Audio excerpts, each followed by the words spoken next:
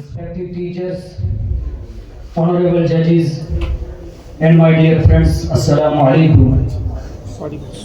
Today I feel deeply honored to speak on a topic that touches both our hearts and our faith. India, our motherland, and the importance of loving one's country. India is not just the land where we live, it is our motherland, our home, and our identity. It is a place where countless generations of our ancestors were born, worked and sacrificed. This sacred land has given us everything: our language, our traditions, our food, our shelter, and our culture. Like a mother, it has cared for us without asking for anything in return. India is truly unique. It is a land of many religions, languages and traditions, from Kashmir to Kanyakumari, from Gujarat to Assam. We see a rich tapestry of colors and cultures.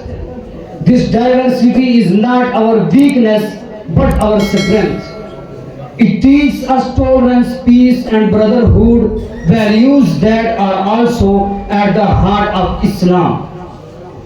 Our freedom fighters, Mahatma Gandhi, Subhash Chandra Bose, Bhagat Singh, Maulana Abul Kalam Azad, Maulana Hussain Ahmad Madni, Hafiz Zamin Shahid Rahimahullah Ta'ala, fought bravely for our independence.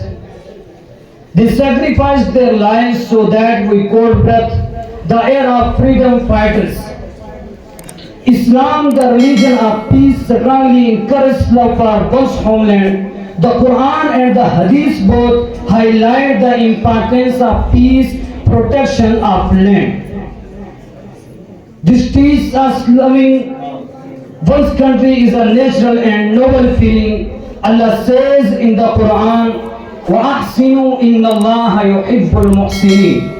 Do good indeed. Allah loves those who do good. Doing good for one's country, keeping it clean, serving its people, defending it and promoting peace is also part of this command. Islam teaches us that loyalty to our homeland, respect for the law and working for the welfare of my dear friends, as Indians and as Muslims, it is our duty to love and protect this land. When we love our motherland, we are following both our moral duty and our religious duty. Now I would like to conclude my speech. Let us remember that India is our motherland, our pride and our respect. We must honor it, serve it and protect it. As the Prophet ﷺ loved Makkah, we too should love our homeland. Jazakallah.